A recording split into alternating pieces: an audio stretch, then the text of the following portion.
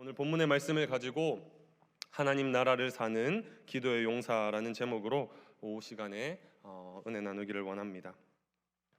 여러분은 여러분 자신의 삶을 점검할 때 무엇으로 평가하고 점검하십니까? 아마 대부분의 사람들은 세상의 위치 또는 지위, 그리고 내가 사는 집, 내가 타는 자동차, 이런 것들이 세상의 기준이 되어서 내가 지금 잘 살고 있구나, 아마 이런 외적인 것들, 보여지는 것들로 아마 평가할지 모르겠습니다. 그러나 하나님 나라를 사는 우리들은요, 그런 외적인 것들, 보여지는 것들로 평가하지 않습니다. 내가 오늘 하루를 시작하면서 얼마나 하나님 앞에 나아가고 있는가, 얼마나 내가 하나님께 가까이 가고 있는가, 이런 것들로 자신의 삶을 아마 평가하지 않을까 싶습니다. 그래서 어떤 사람은 새벽 시간을 깨우면서 하나님께 그 하루를 맡겨드림으로 그렇게 살아내는 사람도 있고요. 또 어떤 사람은 아침에 눈을 떠서 그 자리에 무릎을 꿇고 또는 찬양을 들음으로 또는 말씀을 들음으로 그렇게 하루를 시작하고 자신의 삶을 점검하곤 합니다. 오늘 본문 단락을 보시면 예수님께서 항상 기도하고 낙심하지 말아라 라고 우리에게 권면하고 계십니다. 무엇보다 18장 1절부터 14절까지는 기도에 대한 교훈으로 공감복음서 기자는 기자 중에 이 누가만 기록을 하고 있는 내용이고요. 오늘 우리는 1절에서 8절까지만 좀 살펴보기를 원합니다. 먼저 우리가 1절에서 8절까지의 내용을 좀 생각하기에 앞서서 먼저 우리는 앞선 17장 20절부터 37절에 하나님 나라와 인자의 날에 관한 내용에 대해서 우리가 조금 살펴볼 수가 있습니다. 왜냐하면 이 내용이 서로 연결선상에 있기 때문에 그렇습니다. 우리 누가복음 17장 20절에서 21절 말씀 우리 함께 읽어보면 좋겠습니다. 17장 20절에서 21절입니다. 시작.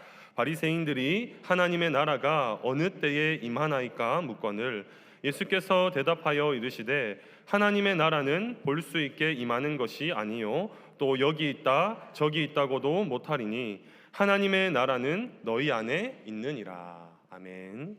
그럼 여기 사랑하는 여러분 한번 질문하겠습니다. 여러분은 하나님 나라를 살아가고 계십니까? 아멘이죠. 네, 감사합니다. 네, 바리새인들이 이 하나님의 나라가 언제 임하는지 예수님께 묻는 장면으로 시작이 됩니다.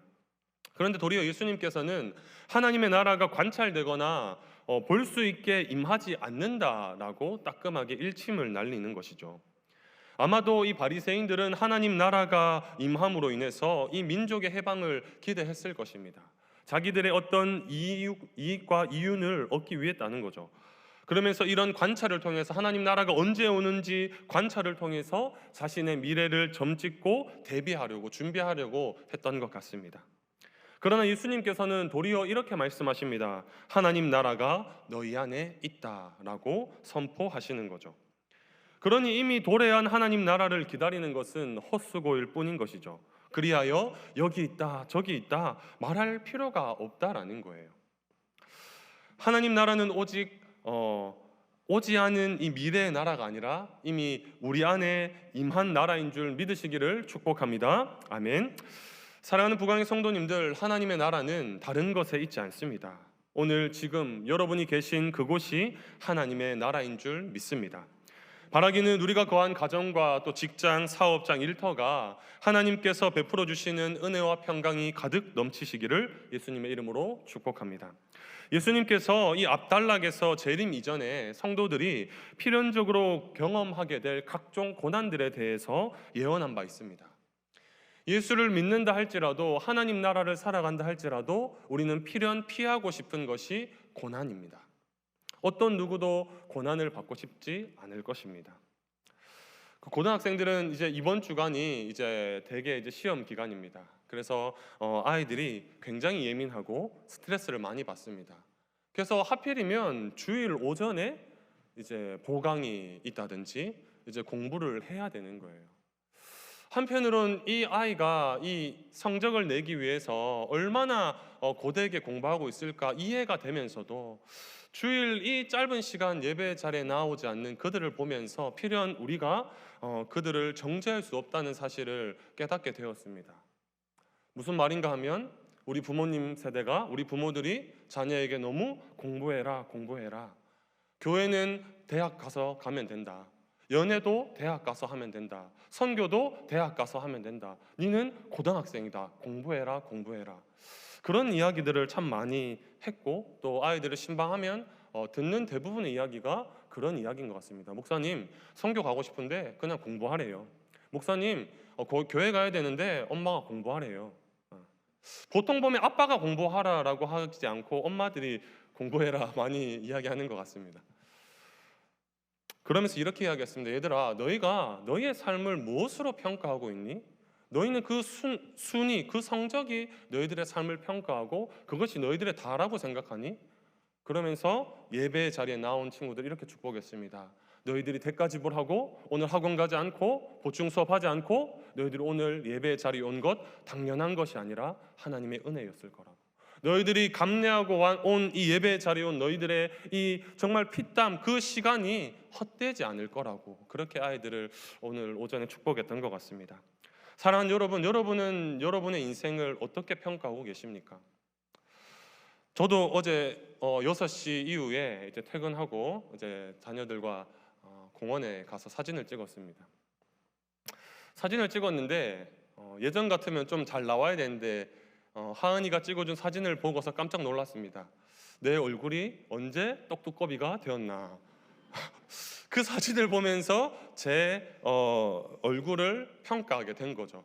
그러면서 얼굴만 이렇게 딱 가렸는데 좀 괜찮았거든요. 그래서 얼굴이 문제구나. 역시 얼굴이 문제구나. 애들이 자꾸 저한테 이런 이야기를 했습니다. 목사님, 상견례 프리패스 룩이라고 제가 이제 이렇게 딱 입고 가니까 애들이 역시 우리 목사님 대박. 제가 속았습니다. 그게 아니더라고요. 떡두꺼비 같은 제 얼굴을 보면서 저도 제 이 외모를 보면서 저 자신을 평가하게 됐던 거죠.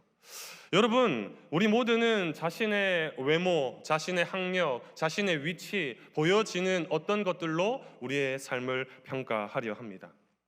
마치 하나님 나라를 살아간다고 하면서 하나님의 말씀이 또는 하나님께 올려드릴 우리의 기도가 우리의 중심이 되지 아니하고 보여지는 것들에 우리가 현혹되어 이 세상을 살아갈 때가 참 많은 것 같습니다. 예수님께서 왜 이 앞단락에 굳이 필연적으로 하나님 나라가 너희에게 있다 그렇게 말씀하시면서 각종 고난과 시련이 있을 것이다 라고 이야기했을까요? 이렇게 이야기한 이유는 하나입니다. 예수님께서 가르치고 있는 대상이 그냥 어중이 떠중이가 아닌 하나님 나라를 살아가는 예수의 제자들이었기 때문에 그런 것입니다. 즉 하나님 나라를 살아가는 저와 여러분에게 해당되는 것이죠. 우리가 세상을 따라가려면 오늘 이 자리에 있을 이유가 단 하나도 없습니다. 굳이 우리의 시간과 물질과 에너지를 이 예배 드리는데 사용할 필요가 없는 것이죠. 그러나 우리는 하나님 나라를 살아가고 있기에 오늘 이 복된 주일 조금 피곤하지만 모여서 하나님 말씀 앞에 자신의 삶을 점검해 보는 것입니다. 과연 나는 하나님의 뜻대로 하나님 나라를 살아가고 있는가? 내가 배웠고 내가 가진 이 복음, 이 말씀을 가지고 내가 우리의 자녀들에게 권면하고 정말 신앙인으로 양육하고 있는가? 바라기는 우리 사랑하는 다음 세대를 둔 우리 부모님들께 이렇게 권면드리고 싶습니다. 제발 주일만큼은 좀 공부하라는 말을 좀 안 하셨으면 좋겠어요. 애들 공부 잘해서 신앙 잃어버리고 나중에 목사한테 와가지고 우리 애 좀 붙들어 달라고 이미 늦어버렸어요. 교회를 떠난 이후에 그 책임을 목회자에게 돌리면 안 되는 거죠. 그 모든 첫 번째 책임은 가정에서부터 출발되는 거예요. 제발 부탁드립니다. 우리 부모님들 여기 우리 고등학생 자녀를 둔 부모님들이 굉장히 많으시기 때문에 부탁드립니다. 자녀들에게 주일만큼은 야 성적 놓쳐도 된다. 교회 가야지. 이 한마디가 이 아이를 살리는 말이 되어야 되지 않을까라는 목사의 개인적인 권면을 여러분에게 부탁드립니다. 여러분, 이미 예수님께서 2000년 전에도 제자들에게 동일하게 말씀을 하셨습니다. 1절 말씀을 보십시오. 예수께서 그들에게 항상 기도하고 낙심하지 말아야 할 것을 비유로 말씀하여. 아멘. 인자의 날, 이 재림의 날에 우리는 끝까지 소망을 잃으면 안 된다. 하나님 나라를 살아가면서 우리가 고난을 만나고 우리가 늘 깨어 기도하지만 언제 어느 때라도 소망을 잃으면 안 된다. 계속 항상 깨어 기도할 것을 우리에게 권면하고 있습니다. 그런데 여러분, 어디 쉽습니까? 항상 기도한다는 것은 보통 일이 아니죠. 낙심하지 말아라 라고 이야기하고 계신데, 이 낙심하다라는 이 헬라어 원어의 뜻은 엔카케오라는 뜻을 내포하는데요, 이 뜻은요, 완전히 정신을 잃다, 녹초가 되다라는 의미를 담고 있습니다. 그러니까 하나님 나라를 살아가고 있음에도 불구하고 현실적인 어려움과 시련을 맞닥뜨리게 된다는 거죠. 기도하고 있다가도 기도하는 중이지만 정신을 잃어버릴 정도로, 녹초가 될 정도로 어려운 상황, 예측치 못할 상황들을 만나면 우리는 낙심되고 마음이 무너질 수 있다라는 것을 예수님께서는 제자들에게 말씀하고 계신 거죠. 따라서 항상 기도하고 낙심하지 말라는 예수님의 권면은 다가올 십자가 순환과 또 환난과 핍박을 당하게 될 이 제자들을 향한 주님의 당부의 말씀이었던 것입니다. 사랑하는 여러분, 끊임없이 기도한다는 의미는 시간적으로 그냥 쉬지 않고 장시간 그냥 오랫동안 기도하라는 뜻이 아니죠. 하나님의 뜻이 이루어지도록, 하나님 나라가 확장되도록 끈질기게 우리 주님 붙들고 오늘을 살아라라는 거예요. 하나님 나라를 살아가는 성도라면 어떠한 시련과 이 고난이 닥쳐온다 할지라도 낙심치 않고 끊임없는 믿음의 기도를 올려드릴 수 있어야 한다라는 것이죠. 예수님께서는 하나님 나라의 본질과 역사와 같은 이해하기 어려운 교훈을 보다 쉽게 설명하기 위해 이 비유를 우리에게 말씀하십니다. 어떤 도시에 하나님을 두려워하지 않는, 또 사람을 무시하는 한 재판장을 소개합니다. 2절 말씀을 보십시오. 이르시되 어떤 도시에 하나님을 두려워하지 않고 사람을 무시하는 한 재판장이 있는데. 아멘. 여러분, 재판장은 어떤 사람입니까? 누구보다 정의롭고 공의로운 판결로 사람들의 이 억울함을 해결해 주어야 하는 사람입니다. 그럼에도 불구하고 재판장이 누굽니까? 지금 사람에게는 관심이 없고 이 억울한 사람의 마음에 아랑곳하지 않는 사람으로 소개하죠. 앞장인 17장 20절에 등장하는 아마 이 바리새인들을 이야기하는 것 같습니다. 너희들이 지금 하나님 나라엔 관심이 없고 지금 세상 나라에만 너희가 관심이 있지 않느냐. 이 과부가 이 억울한 일을 만나서 이 사람을 도와주어야 하는데 도리어 하나님도 두려워하지 않은 채 세상을 살고 있다라는 거예요. 더 중요한 건 이 재판장이요, 하나님도 두려워하지 않는다는 점입니다. 정말 센 사람이에요. 하나님 나라와는 전혀 무관한 사람. 하나님을 경외하지 않는 이 재판장의 태도는 신분이 낮은 사람을 무시했고 공의를 실행하지 않는 모습으로 나타나는 것이죠. 또 한편 성경은 한 사람의 주연 배우를 등장시키면서 이 사람이 어떤 사람인지를 우리에게 이야기하는데, 우리 3절에서 5절 말씀을 함께 읽도록 하겠습니다. 3절입니다. 시작.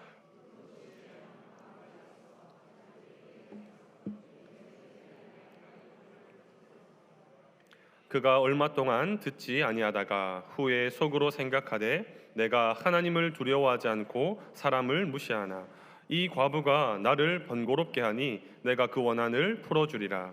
그렇지 않으면 늘 와서 나를 괴롭게 하리라 하였느니라. 아멘. 성경은 이 불의한 재판장 한 사람을 소개하면서 또 다른 한 사람, 이 과부를 주연 배우로 소개합니다. 한 재판장과 한 과부를 서로 대조하고 있죠. 여러분, 과부는 아시다시피 당시에 가장 낮은 신분의 사람이었습니다. 다른 사람들의 도움이 절실히 필요했던 존재예요. 당시 여성의 지위는요, 이 가족의 이 남편과 이제 위치가 이제 동등하지 않았습니다. 그러니까 지금은 뭐 여성 파워가 요즘 세잖아요. 그렇지만 당시에는 아내는 남편만 의지할 수 있었어요. 딸은 아버지를 의지했고 또 이 과부는 아들을 의지해야만, 남편이 없는 과부는 아들을 의지해야만 생존할 수 있었던 것이죠. 그러니까 누군가의 도움은 반드시 절실히 필요했던 사람입니다. 그런데 이 배우인 과부가 직접 재판관을 찾아와 가지고요, 이렇게 이야기를 하는 것이죠. 내 원한을 좀 갚아달라고 이야기를 하는 거예요. 여러분, 3절과 5절에 등장하는 이 원한을 풀다와 원한으로 번역된 단어의 원뜻은요, 공의를 실현하다, 정의와 공의를 뜻하는 이 단어의 내용이 포함되어 있어요. 그러니까 이 과부가 이 재판장에게 와서 원수에 대한 공의를 실현해 달라고 이야기하는 거예요. 그러니까 나의 짐이 억울함을 풀어달라고 지금 이야기를 하는 거죠. 그러면 이 재판장은 이 과부의 이야기를 듣고 어떻게 해야 돼요? 공의롭고 정의롭게 이 재판을 해줘야 되는데 꿈쩍도 안 하는 거예요. 움직이지 않는 거예요. 만약 드라마로 나왔으면 이제 우리는 보는 내내 아마 화가 났을 거예요. 누구 편에서? 과부 편에 서가지고 저 재판장 니 잘 되나 보자 뭐 이러면서 막 분을 내면서 아마 봤을 것 같아요. 하나님을 두려워하지 않는 재판장이 한낱 이 사회적 약자로 불린 과부의 요청에 관심을 둘 리가 없습니다. 특이한 건요, 사회적으로 가장 약자인 과부가 쉽사리 포기하지 않았다는 점이죠. 하나님을 두려워하지 않는 재판장, 사람을 무시하는 재판장을 끊임없이 찾아갑니다. 그리고 자신의 원한, 즉 정의와 공의를 실현해 달라고 요청을 하는 것이죠. 사랑하는 여러분, 왜 예수님께서는 우리에게 항상 기도하고 낙심치 말아라 라고 제자들에게 말씀하시면서 공의로운 재판장 이야기가 아닌 불의한 재판관 이야기를 하고 계실까요? 자신의 직무에 충실하지도 못하고 정의롭지도 공의롭지도 못한 이 재판관에 비해 사회적으로 볼품없는 이 약한 과부를 소개하면서 이 과부의 끈질기고 포기하지 않는 이 믿음의 자세를 우리에게 보여주는 것 아니겠습니까? 하나님께서는 이 불의한 재판관에 초점 두지 아니하시고 비록 사회적으로 가장 낮고 낮은 연약한 자이지만 그의 믿음을 우리에게 소개하고 있는 것입니다. 사랑하는 여러분, 평안하십니까?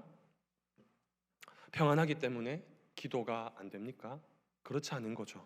평안하기 때문에 더 기도해야 하는 것이죠.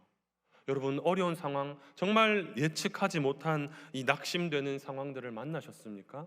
그래도 기도해야 하는 것이죠. 하늘에서 풀리면 땅에서도 풀린다, 마태복음에 말씀하셨으니 우리는 그 말씀을 의지하고 하나님이 문제를 가지고 주님 앞에 나와왔습니다.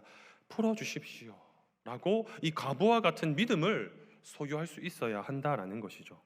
사랑하는 여러분, 오늘 저와 여러분의 이 기도의 태도와 자세는 어떻습니까? 하나님 나라를 살아간다고 하면서 전혀 세상의 가치관을 가지고 자녀들을 양육하고 그렇게 전전긍긍 하루하루를 살아간다면 우리의 삶을 이 시간 점검해 보아야 한다라는 것이죠. 바라기는 어떤 상황과 환경일지라도 이 과부처럼 끈질기고 포기하지 않는 기도의 믿음의 용사가 될 수 있기를 예수님의 이름으로 축복합니다. 여러분, 전혀 찾아볼 수 없는 정의와 공의, 하나님을 두려워하지 않고 사람을 무시하는 태도를 가진 사람이 바로 불의한 재판관이었습니다. 그런 그가 한 과부의 끈질기고도 이 포기하지 않는 믿음 때문에 전혀 듣지 않던 그녀의 목소리를 혼자 생각하기 시작하는 거죠. 4절과 5절을 다시 한번 읽어보겠습니다. 시작. 그가 얼마 동안 듣지 아니하다가 후에 속으로 생각하되 내가 하나님을 두려워하지 않고 사람을 무시하나 이 과부가 나를 번거롭게 하니 내가 그 원한을 풀어주리라. 그렇지 않으면 늘 와서 나를 괴롭게 하리라 하였느니라. 아멘. 재판장은요, 이 과부의 끈질긴 타격에 지쳐버렸습니다. 이 여자의 부탁을 들어주지 않으면 앞으로도 계속 귀찮게 굴 것이 뻔해 보였습니다. 무엇보다 명예를 목숨처럼 생각했던 시대이기 때문에 재판장은 사람들의 이 시선을 신경 쓰지 않을 수가 없었던 것입니다. 만약 재판장이 과부의 목소리를 귀담아 듣지 않았다가는 점차 사람들은 과부의 이 목소리를 듣지 않았다는 이유로 이제 손가락질하기 시작할 겁니다. 결국 재판장의 계속적인 무시와 거부는 이 과부의 끈질김과 인내에 더 큰 대조를 이룰 수밖에 없는 것이죠. 얼마나 끈질기게 괴롭혔으면, 얼마나 귀찮게 괴롭혔으면 하나님을 두려워하지 않는 이 재판장이 마음을 바꿀 수 있었을까요? 여러분, 더 중요한 것은요, 불의한 재판관의 관심은요, 과부의 억울한 사정이나 정의 구현이 아니었습니다. 단순히 내가 귀찮기 때문에, 이 여인이 언제 또 나를 찾아와서 괴롭게 할까, 귀찮게 할까, 자기가 번거롭기 싫어서 사실 들어준 것입니다. 그러나 성경은 이렇게 이야기합니다. 6절에서 8절입니다. 주께서 이르시되 불의한 재판장이 말한 것을 들으라. 하물며 하나님께서 그 밤낮 부르짖는 택하신 자들의 원한을 풀어주지 아니하시겠느냐. 그들에게 오래 참으시겠느냐. 내가 너희에게 이르노니 속히 그 원한을 풀어주시리라. 그러나 인자가 올 때에 세상에서 믿음을 보겠느냐 하시니라. 아멘. 사랑하는 여러분, 성경 저자는요 2절에서 하나님을 두려워하지 않고 사람을 무시하는 한 재판장이라 소개했지만 6절에 와서는 어떻게 해요? 불의한 재판장이라 그의 인생을 평가합니다. 우리 주님께서는 이 비유의 말씀을 마치시고 이 비유에 등장하는 이 두 배우 재판장과 이 과부를 다른 사람으로 이제 대조하는 것이죠. 그러면서 이 재판장과는 전혀 다른 한 분을 소개하시는데 바로 의로우신 하나님, 정의와 공의를 행하시는 하나님을 소개하고 있다라는 것입니다. 불의한 재판장도 자신을 괴롭게 하는 그 과부의 원한을 들어주건만 하물며 하늘에 계신 하늘아버지께서 밤낮 부르짖는 성도의 기도, 택하신 자들의 기도를 듣지 않겠느냐 하는 것입니다. 여러분, 원한이라는 단어를 정의와 공의로 번역하면 좋을 것 같습니다. 밤낮 부르짖는 택하신 자들의 억울함을, 고통과 눈물을 정의와 공의로 해결해 줄 것이다 라고 우리에게 약속의 말씀을 하고 계시다라는 것입니다. 이사야 1장 17절 말씀을 보십시오. 선행을 배우며 정의를 구하며 학대받는 자를 도와주며 고아를 위하여 신원하며 가부를 위하여 변호하라 하셨느니라. 아멘. 우리 하나님은 정의를 구하며 학대받는 자를 도와주시며 고아를 위해 과부를 위해 변호해 주시는 분이십니다. 성도들의 눈물을 닦아주시며 성도들의 아픔에 참여하시고 공감하시며 그 눈물을 기쁨의 눈물로 바꾸어 주시는 분이신 줄 믿으시기를 축복합니다. 우리 하나님은 그런 분이십니다. 불의한 재판장과는 전혀 다른 성품을 지닌 아버지십니다. 은혜로우시며 자비로운 분이십니다. 당신의 자녀에게 가장 좋은 것을 선물로 주시는 분이신 것입니다. 우리는 하나님 나라를 살아가면서 모든 필요와 공급을 하나님께 요청할 필요가 있습니다. 세상에 발을 딛고 살다 보니 간혹 세상의 유혹과 시험 앞에 넘어질 때도 있는 것이 사실입니다. 분명히 기도하면 주신다 하셨고 역사의 현장에 늘 있으면서도 갈팡질팡하며 내 기도가 언제 응답될지에 대한 불안감과 의심 속에 하루하루를 살아내고 있는지도 모르겠습니다. 사랑하는 여러분, 그러나 인내하십시오. 목표를 정했다면 그 목표를 향해 믿음으로 끊임없이 기도하고 구하는 기도의 용사로 살아내시기를 예수님의 이름으로 축복합니다. 당신의 자녀가 간절한 마음으로 기도하는 것을 우리 아버지 하나님께서는 외면하실 리가 없는 것입니다. 어떻게든 자녀의 문제를 해결해 주고 싶은 마음이시기 때문에 그런 것이죠. 다만 내가 생각하는 때와 아버지의 때가 다를 수 있기 때문에 이것을 우리는 잘 넘어가야 합니다. 그러나 중요한 것은 반드시 응답된다는 점입니다. 택하신 자들의 눈에는 기도가 늦게 응답되는 것처럼 보여서 낙심될 때가 있겠지만 우리 하나님께서는 무관심으로 우리를 내버려 두지 않으십니다. 심지어 내가 기도한 것조차 내가 까먹어버린 그때, 잊어버린 그때에 인애가 많으신 사랑의 하나님께서는, 자비의 하나님께서는 당신의 때에 당신의 방법으로 기도에 합당한 열매를 맺게 하신다라는 것입니다. 분명한 것은 정의와 공의의 하나님께서는 악인들의 죄를 그냥 내버려 두지 않으십니다. 더불어 택하신 자들 성도들의 삶 일거수일투족을 살피시고 기도하는 용사들의 음성을 기쁘고도 달갑게 들으신 주님은 반드시 약속의 열매로 우리에게 허락하신다라는 것입니다. 사랑하는 여러분, 결론을 맺겠습니다. 오늘 예수님께서는 마지막 구절 이렇게 말씀하셨습니다. 인자가 올 때에 세상에서 믿음을 보겠느냐, 이렇게 말씀하십니다. 그 말은 우리의 믿음을 보겠다라는 것입니다. 우리의 지위, 우리의 학력, 우리의 높음, 그러한 것들로 우리의 삶을 평가하지 않겠다. 너의 믿음을 보겠다라고 우리에게 말씀해 주시는 것입니다. 사랑하는 여러분, 우리는 이미 그러나 아직의 기간에 살고 있습니다. 그렇기에 우리의 기도가 속히 응답되지 않음으로 인해 절망과 낙심, 심지어 인간관계로 인해서 부모님과의 뒤틀려진 관계로, 또 선생님과 친구들과의 그런 관계의 문제로, 우리의 직장에서, 사업장에서, 일터에서, 가정에서 여러 우리가 직면해야 할 그런 문제 앞에 낙심과 절망이 우리의 삶에 노크할지 모르겠습니다. 그러나 우리 주님은 우리에게 이렇게 말씀하십니다. 내가 너를 지켜보고 있다. 내가 너의 신음소리, 너의 기도 소리를 내가 듣고 있다. 하물며 너가 그 기도를 까먹어버렸고 잊어버렸다 할지라도 나는 들었고 내가 반드시 응답할 것이다. 이 믿음이 한 주간을 살아가는 우리 모두에게 삶의 적용으로, 삶의 열매로 나타날 수 있기를 예수님의 이름으로 축복합니다. 사랑하는 여러분, 그렇습니다. 하나님 나라는 예수님의 오심으로 왔고 이미 예수님의 재림으로 오실 것입니다. 예수님의 재림으로 올 것입니다. 하나님의 자녀인 우리는 이미, 그러나 아직의 기간에 존재합니다. 이 기간 동안 우리는 하나님 나라를 살아가면서 하나님의 자녀임에도 불구하고 여러 가지 어려움과 시련, 억울한 일을 만날 수 있습니다. 그리하여 재판장이신 우리 하나님께 이렇게 기도하겠죠. 하나님, 나의 원수를 갚아 주십시오. 이 과부와 같은 이 간절하고도 끈질긴 기도를 올려드릴 것입니다.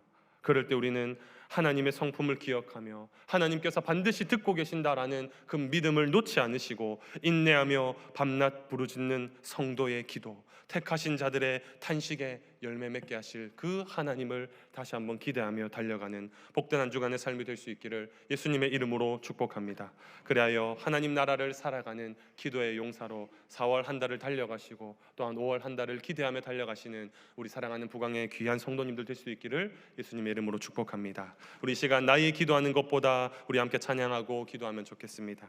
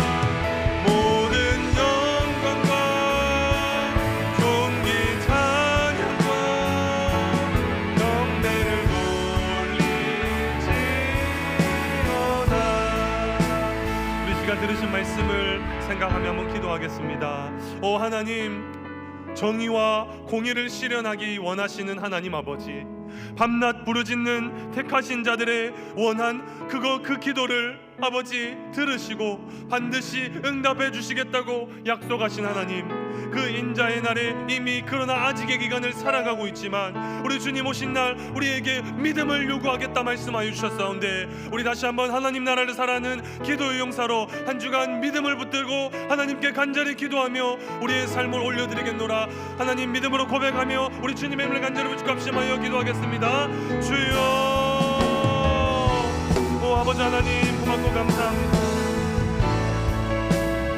하나님 나라를 살아간다고 하면서, 오 주님, 하나님 나라를 살아간다 하면서 하나님 우리의 삶을 어떻게 점검하고 나아가고 있습니까? 기도의 용사로, 믿음의 용사로 우리가 부름받았건만 오늘 이 믿음을 소유한 자로, 이 믿음을 부여받은 자로 하나님 오늘 믿음으로 나아가고 있는지, 오 주님, 우리의 삶을 점검하기를 원합니다. 오 주여, 우리를 긍휼히 여겨주옵소서.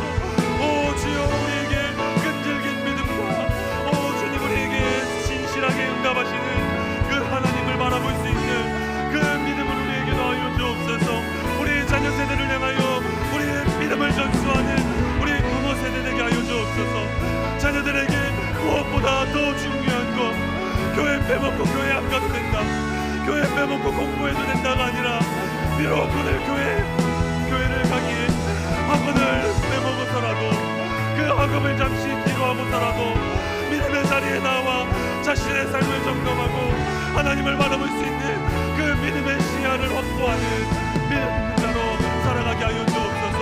오 주님, 혹여나 우리 사랑하는 성도들 가운데 아버지 하나님 믿음으로 낭망하여 절망 중에 있는 성도님들이 있는 줄 압니다.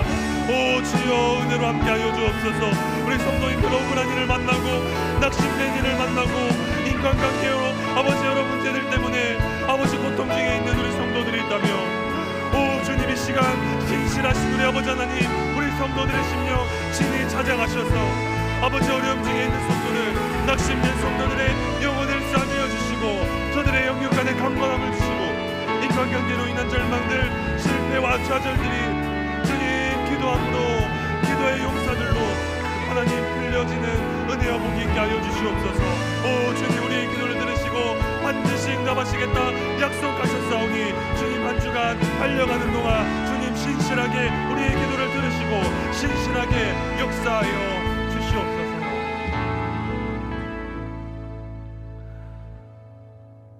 신실하시고 자비하시며 늘 택하신 성도들의 기도를 들으시며 응답하시는 아버지 하나님, 참 고맙고 감사합니다. 우리가 우리 일평생 주님 역사의 현장, 믿음의 자리에 하나님 나라를 살아간다 하면서도 늘 세상에 넘어지고 낙심된 우리의 상한 심령들이 오늘 이 자리에 있습니다. 특별히 부모님과의 갈등으로, 신앙 문제로, 인간관계로, 세상의 가치관의 그릇된 문제들로 인해서 하나님 나라를 살아가지 못하고 세상의 불편한 진실과 마주하며 오늘을 살아가고 있었던 우리에게 다시 한번 우리 주님 친히 찾아오셔서 우리에게 말씀해 주시니 감사합니다. 인자가 올 때에 내가 너희들의 믿음을 보겠다. 너희들은 이미 하나님 나라를 살아가고 있다라고 주님 위로해 주시고 말씀해 주시니 감사합니다. 이 믿음 부여잡고 4월 한 달 넉넉히 승리하며 또한 5월 한 달을 기도의 자리에서 믿음으로 승리하는 우리 사랑하는 부강의 전 성도 각 심령 될 수 있도록 우리 주님 두 손 들어 축복하여 주시옵소서. 혹여나 오래 참고 인내하며 기도하고 있지만 하나님 너무 어렵습니다. 하나님, 그 기도의 시간이 너무 길어져서 좌절되고 낙심됩니다. 우리 주님 듣고 계시지요. 우리의 기도를 듣고 계신 주님이 하나님 속히 찾아가셔서 성도들의 상황과 환경을 풀어주시고 그 매임에서 풀어놓아 예수 그리스도의 평강의 자리에 나아갈 수 있도록 주님 속히 기도의 응답으로 주님 역사하여 주시옵소서.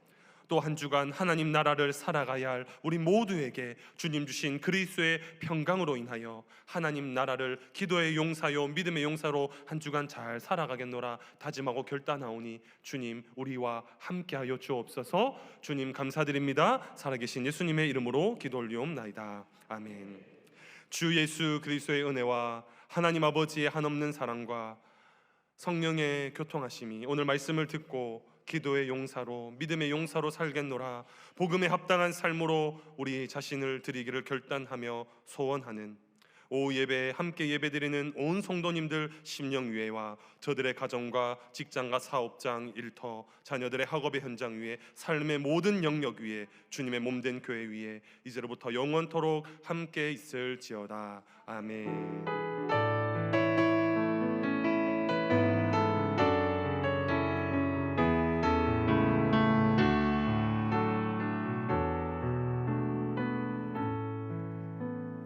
예배를 마쳤습니다. 우리 옆에 있는 분들과 한 번 더 인사합시다. 한 주간 기도의 용사로 사십시다. 네, 모든 예배를 마치겠습니다. 한 주간 믿음으로 기도의 처소에서 승리하시는 귀한 성도님들 되시길 바랍니다.